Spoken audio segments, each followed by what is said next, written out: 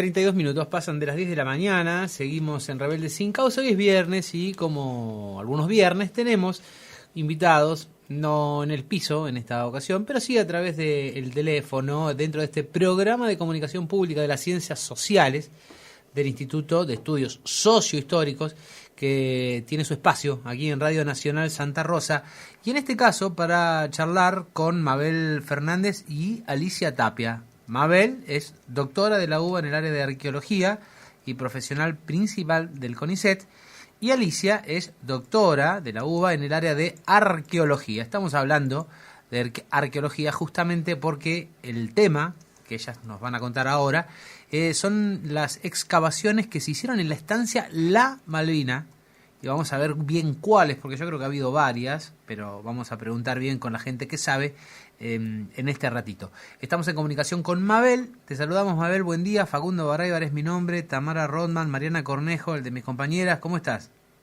Buen día, muy bien, y muchas gracias por invitarnos hoy para hablar de este tema. No, por favor, un gusto. Mabel, las excavaciones que ustedes hicieron, ¿cuándo fue? En años, te pregunto, en el año.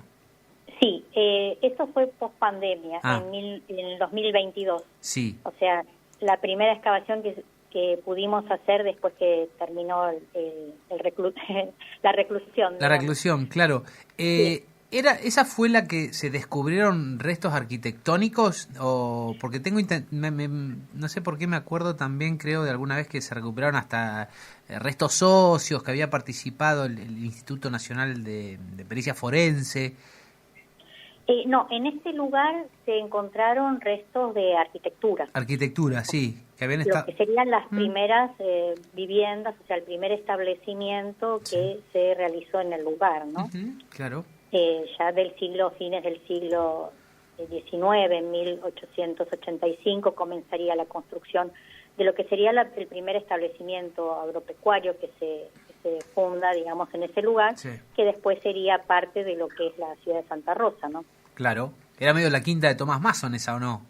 La estancia de La Malvina. En realidad son territorios que se le dieron a Remigio Gil, al coronel Remigio Gil, después de la campaña del desierto. Mirá. O sea, en pago a los servicios se le daba a los militares ciertos territorios, y en este caso, bueno, esta zona se le adjudicó a Remigio Gil, que estaba casada con la hija de Mason, Tomás Mason, ahí está. Que se llamaba Malvina, y de ahí el nombre que lleva después el establecimiento. Mirá. Che, ¿y qué descubrieron entonces? Llegamos ahí a través de la Dirección de Turismo Municipal y la Dirección de Patrimonio Provincial, que convocó a las arqueólogas, Alicia en este caso de la Universidad de Buenos Aires, a mí de la Universidad de La Pampa, para ver unas estructuras que estaban empezando a aflorar dentro de lo que es la Casa Museo, el parque que está cerca de la Casa Museo. Ahí empezaron a aparecer unas estructuras de ladrillos y un pozo, y es ahí donde nosotros comenzamos a hacer las excavaciones, ¿no? Para eso ya teníamos documentación, teníamos imágenes satelitales, fotografías, documentos históricos, y entonces, bueno, sobre esa base empezamos a plantear las excavaciones. Mirá, y bueno, y una pregunta que es capaz que es de burro, y perdóname, pero ¿cómo se tapan esas cosas? O sea, porque yo me imagino, veo los restos, digamos, que se fueron descubriendo, y la casa, claro. Que ¿A cuánto estaba? Está dirigida, claro. Estaba unos metros lejos, pero la casa se mantiene, digamos, intacta. O sea, ¿qué pasa con lo otro? ¿Se derrumbó, suponete, y lo que se tapó fue nada más que los cimientos? El tema fue que, bueno, se empezó en 1885, se empezó con la construcción de lo que fue la primera casa, pero después se hizo la casa que ustedes conocen, es la que está ahora como casa museo, que se hizo alejada de la primera casa. Después, cuando se terminó, fue una cosa simultánea, cuando se terminó de construir esa casa, la vieja casa se derrumbó. O sea que lo que encontramos son los cimientos, básicamente, ¿no? Está bien. Porque todo eso fue derrumbado una vez que se hizo la otra casa. Bien. Así ¿Y a cuánto de profundidad encontraron eso? No, mira, prácticamente estaban aflorando ciertos ladrillos, por eso la gente de turismo, cuando vio que empezaban a aflorar ladrillos de estas estructuras, fue cuando nos dio el aviso, y serían 30 centímetros, 20 centímetros la superficie, ya teníamos las viejas estructuras. O sea, pudimos seguir un tramo largo de lo que eran las paredes, obviamente esas paredes más anchas que se usaban en el siglo XIX con ladrillos más grandes, con lo cual ya teníamos una idea de que era una estructura que correspondía ya al siglo XIX. Claro. ¿Y cómo, no sé si pudieron determinar cómo era el tamaño de esa casa, o si estaba dividida? ¿Qué conocen de esos detalles de la vivienda?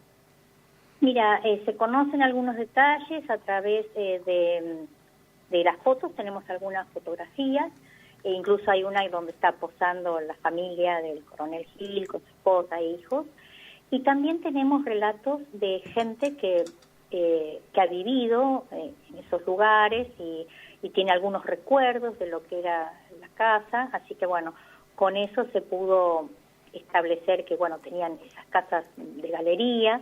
La excavación en realidad no, simplemente sacamos una parte de lo que son esos cimientos, porque bueno, la idea, o sea, nuestro objetivo era saber si eso era realmente la estructura de la primera casa.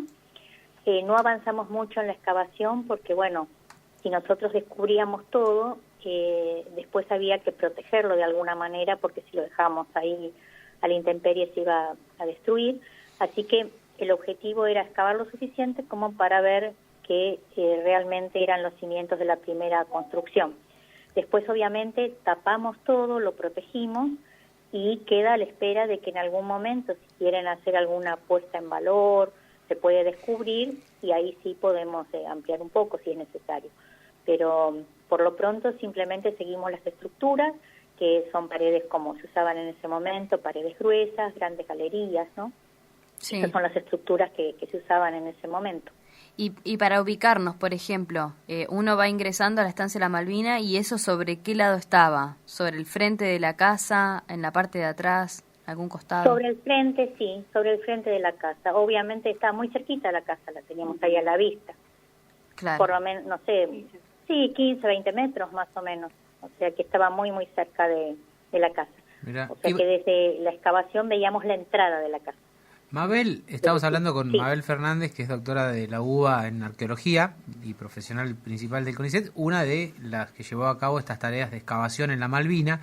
Te pregunto, vos decías que llegaron hasta un determinado momento y pararon para que no quedaran desprotegidas las cosas que se descubrieron. ¿Eso de quién depende? Yo tenía la idea de que cuando empezaban, ponerle con un descubrimiento arqueológico, iban a fondo y desenterraban todo lo que podían. Pero vos decís que no, Claro. que es una decisión política eso. Sí, depende de los objetivos que uno tenga. Acá el objetivo era saber si esas construcciones que habían empezado a aflorar, esos ladrillos, correspondían o no con esa primera construcción de la estancia. Una vez que determinamos que sí, ampliamos la excavación y sacamos muestras, que después le va a hablar Alicia de los trabajos que hicimos, de las muestras que sacamos. Una vez que corroboramos que eso correspondía, no tenía mucho sentido seguir excavando porque eso hubiese dejado estos restos desprotegidos. Y la idea creo que era en ese momento tratar de que formaran parte del complejo del museo, que se pudieran visitar también. Pero para eso era necesario cierta infraestructura, había que hacer construcciones, por ejemplo, un tinglado para cerrarlo, alguna pasarela para que la gente no pise sobre esos restos, sino que entonces eso requería toda una infraestructura que obviamente requiere recursos. Entonces, hasta que eso no pase, lo que hicimos nosotros fue proteger esos restos, los tapamos con unos nylon y después con tierra arriba, o sea, para que eso no, si se pisa, no se altere. Por eso depende de cuál es el objetivo, claro, a veces sí. podemos ir a fondo.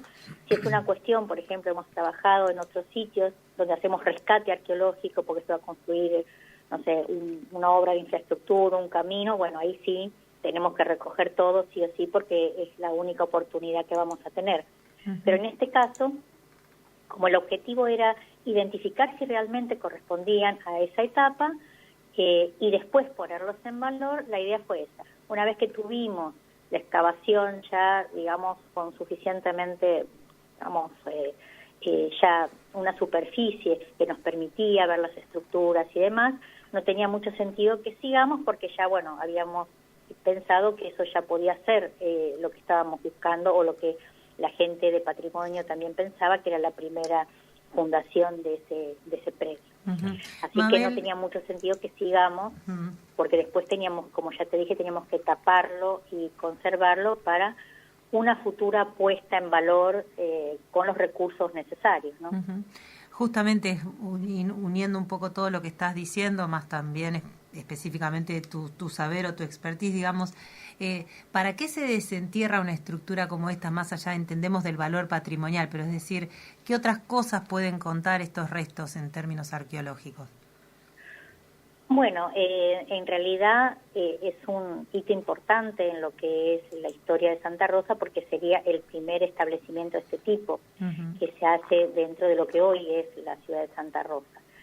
O sea que es como algo fundacional y podría formar parte del patrimonio y de la memoria de los pobladores de Santa Rosa, ¿no? Entonces, incorporarlo al museo, digamos, sería un hecho importante. Además, en esta actividad participaron muchos sectores, no solo la universidad, las secretarías y las direcciones, sino que también participaron alumnos de la universidad de la carrera de Historia, que vinieron también a excavar, venían por turnos, muy entusiastas y es una cosa que realmente forma parte de su historia. Así que sería importante que también se pudiese visualizar cuáles fueron esas primeras fundaciones, los primeros establecimientos que hubo en la zona. Mira qué bien. Mabel, ¿nos pasás con Alicia, por favor, para seguir la charla? Sí. Alicia es Alicia Tapia, gracias. Y Mabel es Mabel Fernández, con quien estuvimos hablando hasta recién, doctora de la UBA en arqueología, profesional, por supuesto, de esta materia también en el CONICET, nada más y nada menos, y una de las personas que estuvieron a cargo de esta excavación en la estancia de la Malvina para descubrir lo que fue el primer establecimiento de Santa Rosa, como nos contaba recién Mabel. ¿Estás, Alicia, ahí? Sí. Sí, acá estoy. Buenos días a todos. Buen día, muchas gracias. Bueno, nos contaba Mabel que vos tenías un poco el panorama de los trabajos que se hicieron allí puntualmente con lo que se descubrió. Bueno, sí, yo quería aportar un poquito el tema de lo más específicamente arqueológico. En realidad, cuando fuimos al terreno, nos orientamos para hacer las excavaciones con algunos de los hallazgos que ya estaban apareciendo en superficie. Por un lado, quedaban en descubierta algunos fragmentos de ladrillos, por un lado, y por el otro lado, en una segunda área, veíamos una depresión que presentaba también ladrillos calzados, como si fuese un pozo de molino o también un aljibe. Teníamos dos áreas de trabajo y de excavación y, por supuesto, dos interrogantes, a ver si estaban vinculadas las dos construcciones o las dos evidencias o si eran dos áreas que podían haber sido parte de construcciones no contemporáneas, es decir, realizadas en distintos momentos. Bueno, trabajamos con esas preguntas y pudimos determinar que por un lado estaban los cimientos de lo que fue la vivienda, que además tuvimos la posibilidad de contar con la oralidad de una de las bisnietas de Mason, que por tradición oral también había recibido la versión de que era una casa de tipo chorizo, que tenía dos galerías, una en el frente y otra por detrás, con una recepción de entrada, los dormitorios a los costados y luego finalmente las cocinas y el baño en la parte más alejada. Y bueno, con esa idea vimos que realmente proyectando el cruce de las estructuras de ladrillo pudimos determinar más o menos las dimensiones que pudieron tener esa casa, la planta, digamos. Y también pudimos determinar en la otra área de trabajo que se trataba de un pozo de molino, pero que el pozo estaba calzado con ladrillos que eran diferentes a los que observamos en los cimientos de la vivienda. Con lo cual entonces pudimos empezar a ver que era un espacio que había sido sucesivamente ocupado en distintos momentos, ¿no? Sí. El trabajo de ustedes... Eso lo pudimos determinar a través del análisis que nosotros llamamos arqueometría, es decir, la medida en que analizamos la composición de los ladrillos. Un ladrillo que fue tomado como muestra de los cimientos y otros que fueron tomados como muestras del pozo de molino. Y los estudios nos determinaron que había algún componente distinto que nos representaba entonces momentos quizá diferentes de cocción de esos ladrillos, con lo cual pudimos decir o ver o demostrar que esas dos estructuras no eran contemporáneas, sino que la más probablemente antigua era la de los ladrillos que se hicieron para los cimientos y la otra más reciente.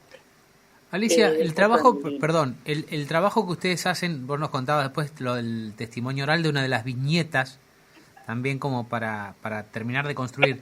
O sea, además de lo que descubren, ustedes elaboran una especie de informe, suponete, tomando en cuenta cómo sería la historia según lo que van descubriendo. ¿También tienen que conseguir testimonios, en este caso, que lo avalen, por ejemplo, o simplemente el trabajo de la arqueología es descubrir los restos de una manera, si querés, profesional para evitar que, no sé, que se pierdan, que se rompan, lo que fuere?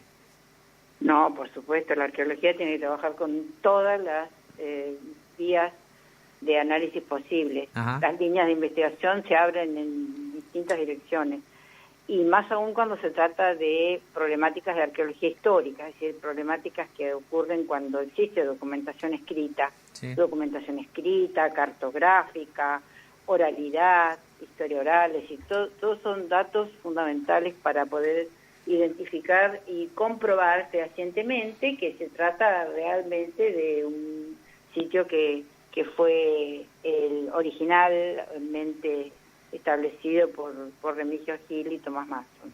Entonces todos los indicadores tienen que ser consultados para poder llegar a la conclusión de que se trata realmente, fehacientemente, de los vestigios de esa casa que se construyó en 1885, a partir de 1885, ¿no? ¿Y cuántas personas trabajaron ahí con ustedes?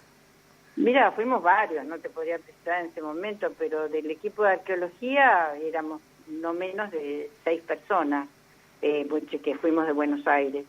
Y de allá, de La Pampa, más o menos otro tanto, y después también trabajó gente que está en la parte administrativa, en el museo. Así que, bueno, fue una colaboración muy importante de gente de la universidad, de gente del Museo La Malvina y, bueno, y equipo de arqueología. Todos contribuimos en el trabajo colectivo, ¿no? Sí.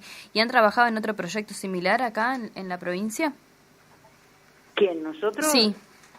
Y yo trabajo en la provincia desde el año 1997 y he estado haciendo trabajos en el norte de La Pampa y en el centro de La Pampa. La zona de Victorica, Carro Quemado, todo el área de alrededor de Carro Quemado, el Durazno, el Jahuel, hasta Valle Daza. He estado haciendo trabajos de arqueología histórica de los cacicazgos ranqueles. He trabajado con equipos de arqueología de la UBA y proyectos subsidiados por la UBA también. Sí.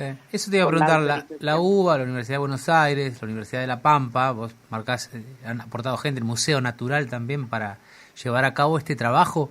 ¿Esto, digamos, tiene la banca, suponete, económica de los costos a cargo del Estado o de alguna entidad pública? Te pregunto, básicamente es, ponele, ¿habría una empresa privada que podría hacer esto o no?